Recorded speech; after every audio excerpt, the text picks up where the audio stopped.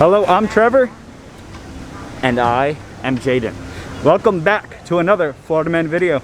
We are here at a very crowded Animal Kingdom to answer the question of, should you come to Disney right now? Now, you may recall our latest video at Universal where we broke down all these different aspects of the park and analyzed them. And we're gonna do the exact same thing for here at Animal Kingdom. We will answer the question, is it worth coming to Disney right now, at the end of the video. But first, let's talk about shows. Animal Kingdom is a lot like Universal Studios, where a lot of the shows and entertainment is open. However, this doesn't go for the other parks. That's why we're here at Animal Kingdom today. Now, Disney actually gives you a list on the My Disney Experience app of what they closed because of the pandemic restrictions.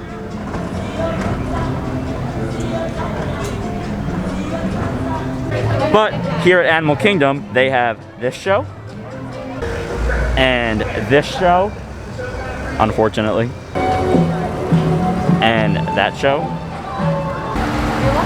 and they're doing this show, and they're doing this show. Jaden, I told you, this is actually one of the only main shows that they're not doing. Wait a minute.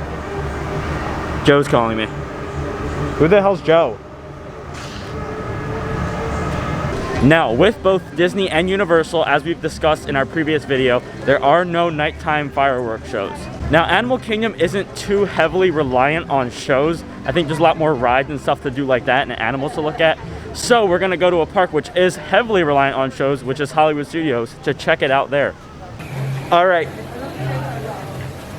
Where's Jaden? Jaden, we gotta go to Hollywood Studios. I don't wanna go, my tummy hurts.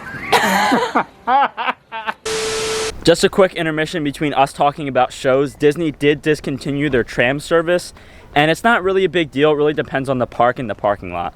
All right, so we are here at Hollywood Studios now, and we're briefly gonna go over the shows that are closed. They don't have this one. And they don't have this one. Not this one. They actually are doing this show.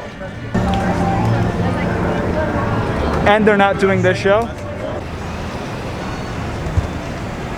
And they're not doing this. And they're not doing this show.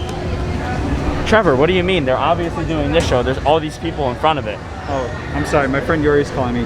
Hello? Who's Yuri? So as you guys can see, a lot more shows are closed here than at Universal Studios and at Animal Kingdom.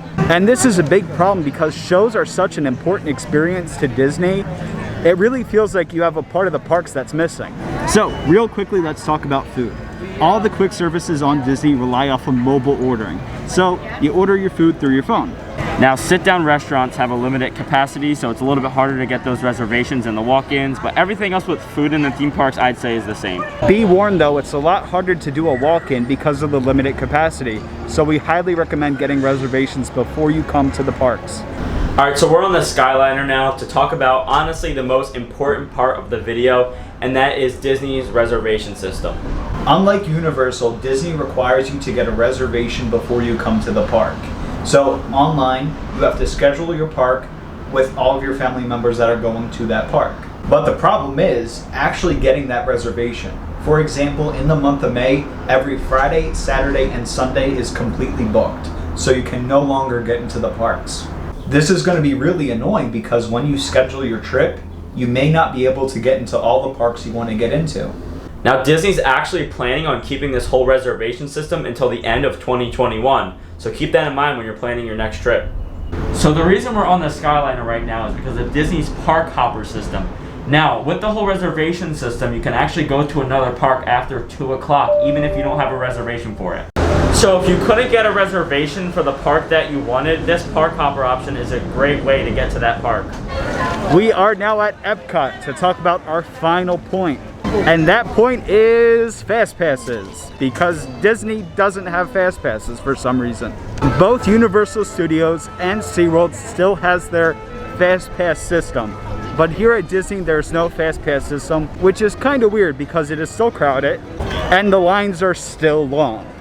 Going back to our previous point about the lack of shows, it creates a part where people don't have these venues to go to. For example, you're not having all the people in Indiana Jones sitting in chairs. Instead, these people are out and about waiting in lines for rides or food, which kind of creates this environment where the lines are extremely long. In fact, right here is the line for Rock and Roller Coaster. And as you can see by this footage, the line keeps going and going and going and going and going and going and going some more, and it doesn't stop. Now you would think with Disney's reservation system that there would be less people in the park and it wouldn't be as crowded, and with that the lines wouldn't be as long. But nope. I mean, if you look around here, it's just as crowded as it always is, and the lines are just as long. So with all that being said, we're going to answer the question, is it worth coming to Disney right now? And our answer is yes and no. It depends on how often you go. If this is your first time going to Disney, don't go. It's not how Disney's supposed to be. You're going to get an experience that isn't really magical. It's not how Disney wants you to experience the parks. Now, if you come like once a year or once every 2 years, I would say no, not to come. It's something that we would, definitely consider. If you're going to come once a year, there's a lot more planning involved with the reservation system as well as the dining reservation. There's a lot more that goes into it and kind of takes away from your experience from the parks. I would just wait until the pandemic's over. One more thing, if you know that you're not going to be able to come back to Disney within a few years, definitely do not come now. It'll be a waste of a time. If you're an annual pass holder or someone that's fairly local, or you really just want to scratch that Disney itch, then sure, come. It's a very different experience. Yeah. I mean, you can't even buy an annual pass right now. No, so if you're an annual pass holder, it means that you bought it before the pandemic or had it before and renewed it during the pandemic. But with that being said, just come and prepare for a different experience. With all that being said, if you're willing to spend the same amount of money for a lesser experience, then be my guest. But this is just our opinion.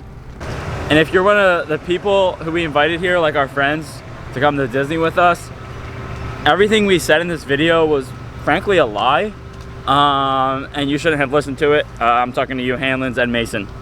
With that being said, that is it for today's video. We hope that we gave you some insight for your next trip to Disney. We will see you guys in the next video.